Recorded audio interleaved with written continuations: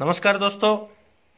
आज हम बात करेंगे नॉर्मल वर्क एरिया के बारे में, या दूसरे वर्ड में इसको बात करें कि principle of motion economy. Normal work area से मीनिंग क्या है कि जो वर्क प्लेस है, जो एरिया है हमारे पास, वो बिल्कुल एकदम नॉर्मली किस तरह से वहां पे वर्क कर सकते हैं, क्या क्या कंडीशंस अप्लाई करके वर्क कर सकते हैं। ऐसे ही मोशन इकोनॉमी क्या है? मोशन इकोनॉमी से मतलब है कि जो मूवमेंट है वो बिल्कुल इकोनॉमिकल हो। जो मूवमेंट से मीनिंग है वहां पे रॉ मटेरियल है या फिनिश्ड पार्ट है तो वो, या फिर वर्कर है तो वर्कर के हैंड्स की मूवमेंट है, तो कहने का मतलब बिल्कुल एकदम जो इकोनॉमिकल हो, तो वो है मोशन इकोनॉमी। अब इसको तीन पार्ट्स में डिवाइड किया है हमने। सबसे पहला है use of human body. Normal work area बनाने के लिए, जो वर्क एरिया है उसको बिल्कुल नॉर्मल बनाने के लिए इसको तीन चीजों में क्लासिफिकेशन कर रहे हैं। उसमें जैसा मैं पहला बता रहा हूं, यूज ऑफ ह्यूमन बॉडी। दूसरा है अरेंजमेंट ऑफ वर्क प्लेस। तीसरा है design of tools and equipments. सबसे पहले की बात करते हैं यूज ऑफ ह्यूमन बॉडी। अब ह्यूमन बॉडी को किस तरह से बिल्कुल नॉर्मली यूज कर सकते हैं और उससे बेस्ट एफिशिएंसी ले सकते हैं, ये इसमें सबसे यही चीजें पढ़ेंगे कॉमनली।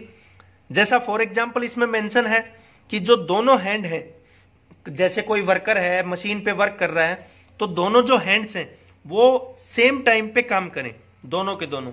अब वो सेम टाइम पे काम से मीनिंग है कि हम लोग उस मटेरियल को, जो भी मटेरियल रखना है मशीन पे लोडिंग अनलोडिंग के लिए या कोई मान लीजिए टूल के लिए, तो वो चीजें इतनी नियर अबाउट रखें कि एक वर्कर है जैसे सीएनसी मशीन के ऊपर काम कर रहा है और उसकी पर्टिकुलर कोई चेयर है या वो खड़ा है बंदा, तो उसके जो दोनों हाथ हैं वो मैक्सिमम उस तक आसानी से पहुंच जाएं, उसकी बहुत ज्यादा मूवमेंट की बजाय आसानी से उसके हाथ पहुंच जाएं, तो दोनों हैंड जो है वो साथ साथ काम कर सके। जैसा इस फिगर में दिखाया हुआ है कि मशीन पे काम कर रहा है, इधर बटन्स हैं, इधर कुछ दूसरी थिंग है, दूसरी चीज है, तो आसानी से इस हाथ को भी यूज कर सके सेम टाइम पे और आसानी से इसको भी यूज कर सके। ऐसा नहीं हो कि वर्क प्लेस ऐसा डिजाइन कर दें कि इस पर्सन का हाथ एक यहां पे ले जाना पड़ेगा, कोशिश करके दूर घूमना पड़ेगा इसको, तो इस तरह का वर्क प्लेस ना हो। दूसरा पॉइंट कि दोनों जो हैंड है वो सेम टाइम पे ही आइडल हो। जो बेसिकली है कि आइडल रहेंगे तो उससे क्या रहेगा, उसको जो पर्सन है जो काम कर रहा है उसको बेनिफिट रहेगा। तीसरा जो पॉइंट है वो है बैलिस्टिक मूवमेंट्स। अब बैलिस्टिक मूवमेंट्स क्या होती हैं, इसको बोल सकते हैं फ्री स्विंगिंग मूवमेंट। अब फ्री स्विंगिंग मूवमेंट हो उसके हैंड्स की बिल्कुल फ्री स्विंगिंग मूवमेंट हो, ताकि वो इजियर वर्क कर सके, इजी वे में वर्क कर सके, फास्ट वर्क कर सके, बहुत एक्यूरेसी के साथ में वर्क कर सके। तो इसमें मीनिंग क्या है कि यूज ऑफ ह्यूमन बॉडी से मतलब कि ह्यूमन को कंफर्ट देते हुए और उसकी बॉडी के जो भी उस पे मशीन के अकॉर्डिंग जो वर्क काम कर रहे हैं, बॉडी पार्ट्स जो मूवमेंट के हिसाब से काम कर रहे हैं, तो वो बिल्कुल स्मूथली वर्क करें, एफिशिएंट मैनर में वर्क करें और किसी भी तरह की कोई उसको प्रॉब्लम ना हो। तो इन चीजों पे फोकस करना है यूज ऑफ ह्यूमन बॉडी में। नेक्स्ट जो दूसरा पॉइंट है वो है अरेंजमेंट ऑफ वर्क प्लेस। अब इसको घर से रिलेट कर लेते हैं कि घर में जिस तरह से अरेंजमेंट करते हैं कि चीजें ऐसे जचाएंगे, इस तरह से उनको रखेंगे, तो वही चीज यहां पे है कि वर्क प्लेस पे अरेंजमेंट करनी है। अब अरेंजमेंट करने के लिए, चीजों को अरेंज करने के लिए सबसे जो पहला वर्क होता है, मैंने बहुत ही सिंपल सा एक फिगर बनाया है कि ये हमारे पास कोई ऑर्गेनाइजेशन है। अब हमें यहाँ पे स्टोरेज करनी है रॉ मटेरियल की, तो उसके लिए पर्टिकुलर स्टोरेज करें, या यहाँ पे बात करें इसकी कि हमें इस पे टूल रूम बनाना था तो टूल रूम बनाया। अब टूल रूम बना के उस टूल रूम में जो भी टूल्स लगाने हैं वो बिल्कुल अरेंजली लगाएं, उसके लिए बिन्स बनाएं, उन बिन्स में रखे पार्ट्स को जो है छोटे छोटे केबिन्स बना दें, वहां पे छोटे छोटे रैक्स बना दें, या बिगर रैक बनाते हैं तो उसमें स्पेशलाइज कर दें कि कौन सी पार्ट कहां पर रख, तो इस तरह से काम करें। ये जैसे साइड में छोटा फिगर एक और बनाया हुआ है कि इसके लिए रैक्स बनाएं, जैसे इस रैक में ये जो बिन है एक पार्ट हिस्सा है, इस हिस्से में हमने रख दिया नट, दूसरे हिस्से में बोल्ट रख दिए। तो मीनिंग क्या है इससे कि एक डिफाइनाइट प्लेस बनाएं और जो पूरे जो टूल्स हैं, जो मटेरियल्स हैं, वो उसमें हम लोग आसानी से रख सके और उसके बारे में डिफाइनाइट जो प्लेस है उसको कम से कम क्लियरली स्पेसिफाई इस तरह से रखें कि चीजें जो है वो कहां पे रखी हैं, किस मैनर में रखी हैं।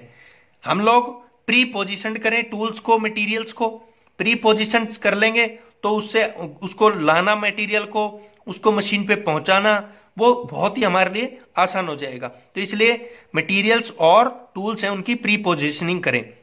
टूल्स और मटेरियल्स हैं उनको प्लेस करें हम लोग एज नियर एज पॉसिबल, यानी कि जो मशीन पे काम कर रहे हैं उन मशीनों पे जब जरूरत है, जिस चीज की टूल की जरूरत है या मटेरियल की जरूरत है, तो नियर बाई उनको पॉसिबल करें कि आसानी से प्लेस करें और नियर बाई करें, ताकि उन मटेरियल को वर्कर के लिए लेना आसान हो, क्विक टाइम में उनको ले सके वो। तो ये फायदा है। ऐसे ही होता है एक ड्रॉप डिलीवरीज, ये बहुत इंपॉर्टेंट है ड्रॉप डिलीवरीज। तो कोशिश करें कि जो पर्सन है जो काम कर रहा है, जैसे यहां पे ये काम कर रहा था तो काम करते टाइम ये बैठा है, अब ये बैठे बैठे अपना वर्क कर रहा है, अब जैसे फिनिश्ड पार्ट हो तो वो किसी कंटेनर में जाके ड्रॉप हो जाए।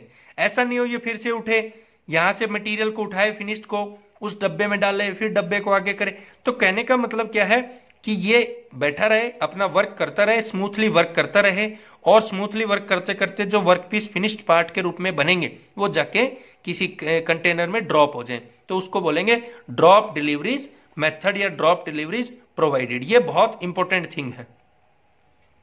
अब जैसे ये अरेंजमेंट की बात थी, ऐसे होता है design of tools and equipments. Tools और जो इक्विपमेंट्स हैं उनको इस तरह से हम लोग जो है डिजाइन करें ताकि उनकी एफिशिएंसी और बढ़ जाए, उससे जो प्रोडक्शन है वो भी बढ़ जाएगा, इट मींस आउटपुट है वो भी बढ़ जाएगी। तो इस तरह से हम लोग उसको बनाएं। जैसे फॉर एग्जांपल मैंने इसको यहाँ पे एक फिगर बनाया हुआ है कि ये रेडियल टाइप ड्रिलिंग मशीन है। अब रेडियल टाइप ड्रिलिंग मशीन है तो उस पे एक हेड है, अब एक बार में एक ही वर्क कर सकते हैं।